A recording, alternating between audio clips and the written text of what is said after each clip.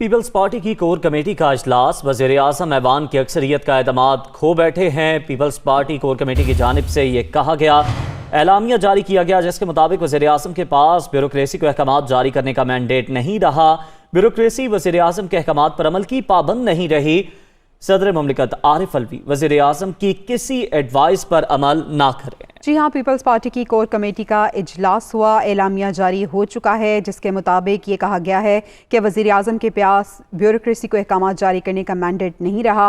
Bureaucracy वज़ीर आज़म के अहकामात पर अमल की पाबंद नहीं रही। इसके साथ साथ ये भी कहा गया कि सदर मुमलिकत आरिफ अलवी वज़ीर आज़म की किसी एडवाइस पर अमल ना करें।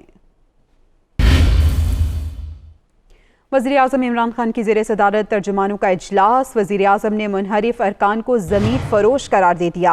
वज़ीर आज़म ने कहा कि अच्छा हुआ ज़मीर फरोश बेनकाब हो गए, इन हरकतों से ब्लैकमेल नहीं होगा, तसल्ली रखें, जीत हमारी होगी। वज़ीर आज़म ने यह भी कहा कि किसी तौर पर अपने नज़रिए से पीछे नहीं हटूंगा। वज़ीर आज़म ने मुनहरिफ अरकान को ज़मीर फरोश करार दे दिया, कहा अच्छा हुआ ज़मीर फरोश बेनकाब हो गए। यह कहना था वज़ीर आज़म इमरान खान का, जिनकी ज़ेर सदारत तर्जुमानों का इजलास हुआ। इस दौरान वज़ीर आज़म इमरान खान ने कहा कि तसल्ली रखें, जीत हमारी होगी। आगे बढ़ते हुए आपको बताएं, वज़ीर आज़म इमरान खान ने आज अहम मुशावरती इजलास तलब कर लिया। सीनियर वज़रा को वज़ीर आज़म हाउस बुला लिया गया। असद उमर, शेख रशीद, फवाद चौधरी और दीगर वज़रा शरीक होंगे। ज़राए ऐसा बता रहे हैं। वज़ीर दाखिला की भी वज़ीर आज़म से अहम मुलाकात शेड्यूल है। जी हाँ, वज़ीर आज़म इमरान खान ने भी आज अहम मुशावरती इजलास तलब कर लिया है। सीनियर वज़रा वज़ीर आज़म हाउस में आज मौजूद होंगे। असद उमर, शेख रशीद, फवाद चौधरी और दीगर वज़रा शिरकत करेंगे। वज़ीर दाखिला की भी वज़ीर आज़म से अहम मुलाकात शेड्यूल है। ज़राए ऐसा कन्फर्म कर रहे हैं। वज़ीर आज़म इमरान खान आज मुशावरती इजलास की सदारत करेंगे। उनकी जानिब से मुशावरती इजलास तलब किया गया है।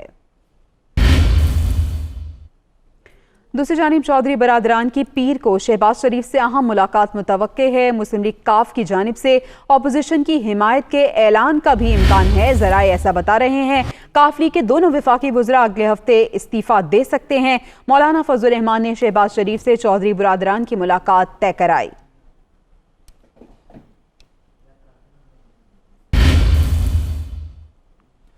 पीटीआई पार्लिमानी लीडर सिंध बिलाल गफ्फार की वज़ीर आज़म के साथ इजहार यकजहती। सोशल मीडिया पर पीटीआई अरकान के हवाले से गलत खबरें चलाई जा रही हैं। बिलाल गफ्फार का ऐसा कहना है। उन्होंने कहा क्रिमिनल मोस्ट वांटेड गैंग गैर मुल्की एजेंडा चला रहा है। नाम नेहाद मुश्तरका अपोजिशन बेनकाब हो गई, साबित हो गया अदम एतमाद गैर मुल्की एजेंडा है। पीटीआई पार्लिमानी लीडर सिंध बिलाल गफ्फार ने वज़ीर आज़म के साथ यकजहती का इजहार किया है और कहा है कि सोशल मीडिया पर पीटीआई अरकान के खिलाफ गलत खबरें चलाई जा रही हैं। उन्होंने मजीद क्या कहा, आइए सुनते हैं।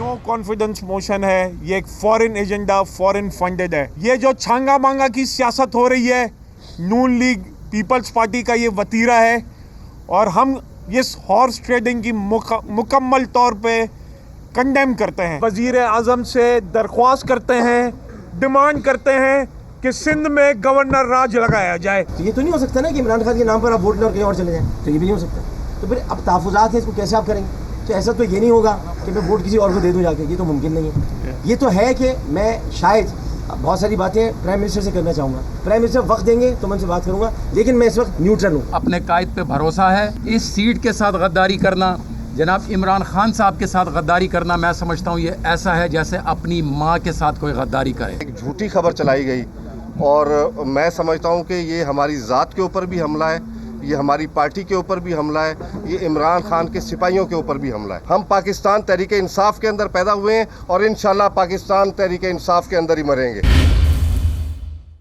वफाकी वज़रा का कहना है कि सिंध हाउस नया छांगा मांगा, खच्चरों और घोड़ों की तरह अरकान की बोलियां लगाई जा रही हैं। ये ज़मीर की नहीं, रोकड़े की आवाज़ है। चाहे कुछ भी हो जाए, इक़्तिदार के लिए सौदेबाजी नहीं होगी। इमरान खान उसूलों पर खड़े रहेंगे। असद उमर, फवाद चौधरी और हमाद हसन ने प्रेस कॉन्फ्रेंस में कहा, मुनहरिफ अरकान के खिलाफ आर्टिकल 63 के तहत कार्रवाई होगी।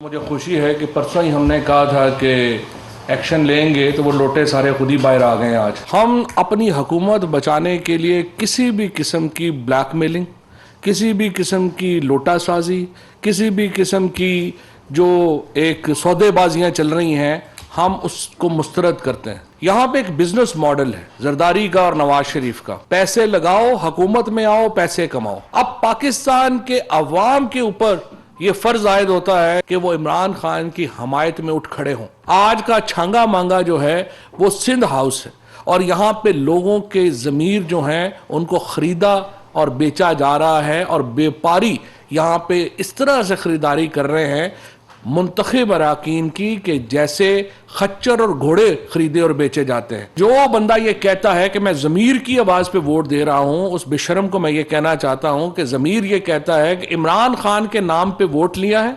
इस्तीफ़ा दो, अगर शिकायत है वापस जाके इलेक्शन लड़ो और फिर यहाँ पे आओ। तुम्हारे बाप का वोट है ये जो जिसके लेके तुम यहाँ पे बैठे हो, इमरान खान का वोट है। आज जो लीगल प्रोसीडिंग्स हैं उनका भी आगाज़ कर दिया है, और जो आर्टिकल 63A के तहत जो हमारी ये कानूनी प्रोसीडिंग्स हैं वो भी चलेंगी। ना उन्होंने ये पैसे की सियासत की है कि पैसे से, और वो भी हराम के पैसे से लोगों को खरीदने की बोलियां लगाई जाए, यहाँ नोटों के पूरे पूरे बक्से भर के ले जाए जा रहे। ये जमहूरियत के नाम पर करना एक्चुअली चाहते हैं कारोबार। चाहे ये जो मर्जी होता रहे, आपको जितनी मर्जी वीडियो नजर आए, इमरान खान ने इस बुनियादी अपने नजरिए से नहीं हिलना। कोई इसके ऊपर बातचीत नहीं हुई है कि सिंध के अंदर गवर्नर राज लगाया जाए, लेकिन सिंध हुकूमत ने जो इकदामात लिए हैं वो मेरे ख्याल में तो बिल्कुल वाज़े तौर पे गैर आईनी है, और आइन और कानून के दायरे के अंदर जो भी हमें इख्तियार और हमें हक हासिल है वो हमने इस्तेमाल करना है। आपकी तस्हीह कर दूं, 172 हमने नहीं पूरे करने, 172 उन्होंने पूरे करने। हम अपने इक्तदार के लिए सौदेबाजी नहीं करेंगे। जो एक सिलसिला पूरा शुरू हुआ है सिंध हाउस के अंदर, आपने देखा, ये किसी की ज़मीर की आवाज नहीं है, ये रोकड़े की आवाज है, रोकड़े की। और ये वो रोकड़े की आवाज है जिसके खिलाफ हम आवाज बुलंद करते रहे हैं और हमेशा करते रहेंगे। इंशाअल्लाह ताला आप देखेंगे कि अवाम भी एक फैसला एक तरफ सुनाएगी, और अदम एतमाद जो है इनकी, ये जो वोट ऑफ नो कॉन्फिडेंस लेके आए हैं, इसको भी हम नाकाम करेंगे। शेख रशीद ने वज़ीर-ए-आज़म इमरान खान को सिंध में गवर्नर राज लगाने की तजवीज़ दे दी। वफाकी वज़ीर दाखिला का कहना था कि सिंध का पैसा खरीद फरोख्त के लिए इस्तेमाल किया जा रहा है। बहुत अच्छा हुआ सिंध हाउस एक्सपोज हो गया। ये भी कहा कि चोर अपनी लूट मार बचाने के लिए कभी कौमी हुकूमत और कभी टेक्नोक्रेट्स की बातें कर रहे हैं। वो इस्लामाबाद में मीडिया से गुफ्तगू कर रहे थे। सिंध हाउस एक्सपोज हो गया। सिंध के लोगों के पैसों को 20-20 करोड़ रुपए को खरीदो फरोख्त के लिए इस्तेमाल किया जा रहा है। और मैंने आज इमरान खान से ये कहा है कि सिंध ने जो खरीदो फरोख्त किया है, हमें सिंध में गवर्नर राज नाफद कर देना चाहिए। ये जमहूरियत के ख़िलाफ़ साजिश है। जो अपने ज़मीर से वोट देने आना चाहता है वो बेशक देने आए। सिंध में कोई सिंध हाउस में पुलिस लॉन्च नहीं कर रहे, कोई नहीं भेज रहे, क्योंकि ये पैसों की लालच में गए हैं। ये जाने और इनके इलाके जाने और इनके लोग जाने। लगा सकता है इमरान खान गवर्नर, ना लगाए तो अलग बात है, मैं क्या सारी दुनिया और कौम देख रही है कि एक तरफ चोर उचक्के लूट मार करने वाले अपनी लूटी हुई दौलत को बचाने के लिए कौमी हुकूमत की बात करते हैं, कभी टेक्नोक्रेट गवर्नमेंट की बात करते हैं। सारी कौम इमरान खान के साथ खड़ी है, और 27 तारीख को आवाम का एक समंदर होगा जो डी चौक आएगा। प्रोग्राम दुनिया का इमरान खान के साथ में गुफ्तगू करते हुए MQM के senior deputy convener Aamir Khan का कहना है कि इमरान खान ईमानदार आदमी हैं, दोबारा हुकूमत में आ सकते हैं। इस्तीफ़ा देकर फौरी इलेक्शन की कॉल दें, फैसला आवाम पर छोड़ दें। फवाद चौधरी का कहना था इमरान खान इस्तीफ़ा नहीं दे रहे, अदम एतमाद तहरीक का आखिरी वक्त तक मुकाबला करेंगे। 27 मार्च के जलसे में लोगों की तादाद, इस मामले पर रेफरेंडम होगा। अपोजिशन को दावत दें, बैठें, बात करें।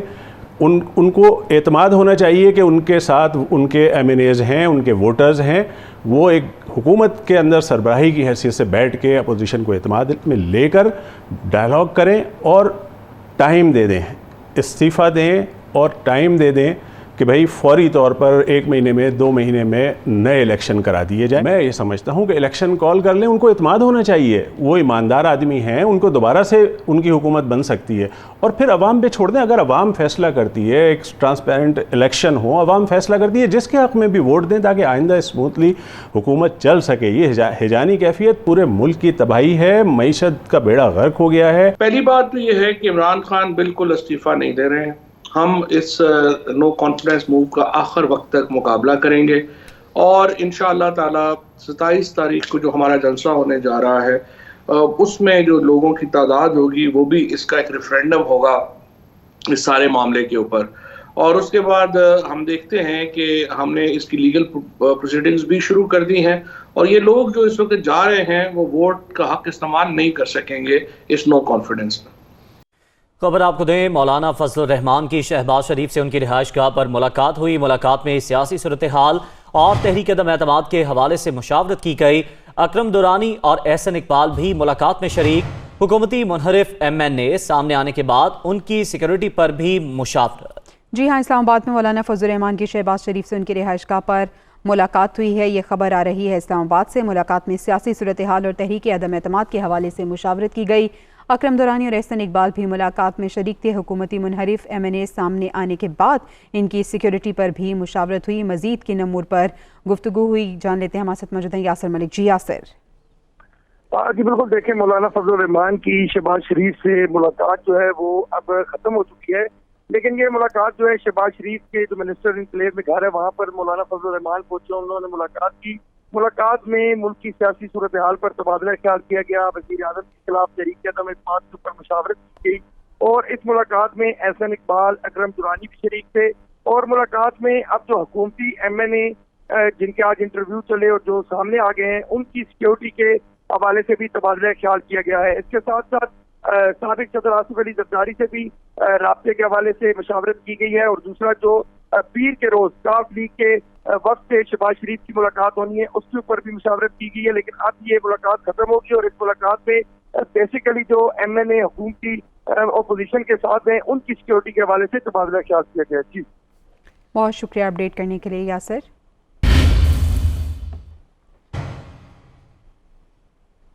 सिंध के वज़ीर इत्तलात सईद गनी ने कहा है कि अदम एतमाद से बचने के लिए सिंध में गवर्नर राज लगाने का कोई फ़ायदा नहीं। इस वक्त गवर्नर राज की बात करना पागलपन होगा। ये ख्वाहिश एक शिकस्त खुर्दा शख्स की हो सकती है। सईद गनी इस्लामाबाद में वज़ीर दाखिला शेख रशीद के बयान पर रद्द अमल दे रहे थे। मैं ये समझता हूँ कि ये एक पागलपन होगा और इस वक्त कोई सबब तो नहीं है सिंध में गवर्नर रूल लगाने का। अगर किसी हुकूमत की ख़राब कारकर्दगी की बुनियाद ही गवर्नर रूल लगाना चाहिए तो फिर मैं समझता हूँ कि पंजाब में लगाना चाहिए, KP में लगाना चाहिए और वफाकी हुकूमत को फारिग करना चाहिए। लेकिन अगर वो अपने खिलाफ वोट ऑफ नो कॉन्फिडेंस की जो डेवलपमेंट्स हो रही हैं उस पर परेशान होकर, घबरा कर, सटपटा कर, पागलपन में ये करना चाहते हैं तो इससे उनको कोई फ़ायदा नहीं होगा। अब जाहिर है उनकी अगर ख्वाहिश है तो लगा के देख लें, लेकिन हम उन्हें बता देंगे ये काम इतना आसान नहीं है। अब उनका चल चलाव है, आखिरी हुकूमत है, उनकी चंद दिन रह गए हैं और अगर इस मौके पर ये करेंगे तो इसका मतलब ये है कि वो एक अपनी शिकस्त तस्लीम कर चुके हैं और ये जो बयान है, ये जो आवाज़ है, ये जो फरमाइश है, ये जो ख्वाहिश है, ये एक शिकस्त खुर्दा शख्स की हो सकती है। बच्चियों की तालीम को फ़रोग देने के लिए अहम इक़दाम। लाइफ बॉय शैम्पू का महकमा स्कूल एजुकेशन से मुआहदा तय पा गया। सूबाई वज़ीर मुराद रास ने लाइफ बॉय के इक़दाम को सराहते हुए कहा कि निजी शोबे से मज़ीद अफराद को भी सामने आना चाहिए। ये रिपोर्ट देखिए। लाइफ बॉय शैम्पू बच्चियों की तालीम को फ़रोग देने में पेश लाइफ बॉय शैम्पू और स्कूल एजुकेशन में मुआहदा तय पा गया। कायद अकेडमी फॉर एजुकेशन डेवलपमेंट में मुआहदे पर दस्तखत करने की तकरीब सूबाई वज़ीर मुराद रास, गुलकार शहजाद राय और लाइफ बॉय शैम्पू की टीम ने शिरकत की। इस मौके पर मुराद रास का कहना था कि तालिबात की तालीम के लिए खुसूसी इक़दाम कर रहे हैं। इंसाफ आफ्टरनून स्कूल प्रोग्राम से 1 लाख बच्चियाँ स्कूलों में आईं। लाइफ बॉय शैम्पू के तावन पर उनके मशकूर हैं। इंसाफ आफ्टरनून स्कूल्स में हमने 7008 स्कूल अपग्रेड किए। 6 महीने के अंदर 1 लाख से ज़्यादा लड़कियां स्कूल में वापस आ गई हैं, क्योंकि ये वो स्कूल हैं जहां प्राइमरी के बाद एलिमेंट्री स्कूल करीब नहीं था, लड़कियां जा नहीं सकती थी। गुलकार शहजाद राय ने कहा कि बच्चियों को तालीम देना वक्त की अहम ज़रूरत है। इनकी सलाहियतों को बढ़ाने के लिए काउंसलिंग इंतहाई ज़रूरी है। सीरियस लोग यहाँ पर जमा हुए हैं with obviously ministry of Punjab and Unilever and life boy shampoo, ताकि मिलकर बच्चियों की एजुकेशन पर एक डायलॉग स्टार्ट किया जाए जो कि चल रहा है, बट उसको बढ़ाएं और ज़्यादा कि कितना ज़्यादा इम्पोर्टेंट है बच्चियों की एजुकेशन। लाइफ बॉय शैम्पू की डायरेक्टर आसमा हक का कहना था कि बच्चियों की तालीम से आगाही समेत खुसूसी लिटरेचर तैयार करेंगे जो स्कूलों की लाइब्रेरियों में रखा जाएगा। मिल के हम चाहते हैं कि हम साथ काम करें और लड़कियों को भी ख्वाब दिखाएं इस मुल्क में, ताकि वो आगे बढ़ सकें, ताकि पाकिस्तान की लड़कियाँ पढ़ सकें, ख्वाब दे सकें और ना सिर्फ अपनी ज़िंदगियाँ संवारें बल्कि अपनी आने वाली तमाम नस्लों की ज़िंदगियाँ संवार सकें। तकरीब में CEO education authority Parvez Akhtar, DG कायद और महकमा स्कूल एजुकेशन के हुक्काम ने शिरकत की। Army chief general Qamar Javed Bajwa ने army service corps centre Nowshera का दौरा किया। मेजर जनरल उस्मान को colonel commandant army service corps के बैजेस भी लगाए। ISPR के मुताबिक army chief general Qamar Javed Bajwa ने army service corps centre Nowshera में यादगार शहदा पर हाजिरी दी। उन्होंने शहदा के लिए फातिहा ख्वानी की। आर्मी चीफ ने एक पुरवकार तकरीब के दौरान मेजर जनरल उस्मान को colonel commandant army service corps के बैचेस लगाए। तकरीब में हासिल सर्विस और रिटायर्ड अफसरान की कसीर तादाद ने शिरकत की। तकरीब से खिताब करते हुए आर्मी चीफ ने सर्विस कोर की ज़माना अमन और ऑपरेशंस में खिदमात को सराहा।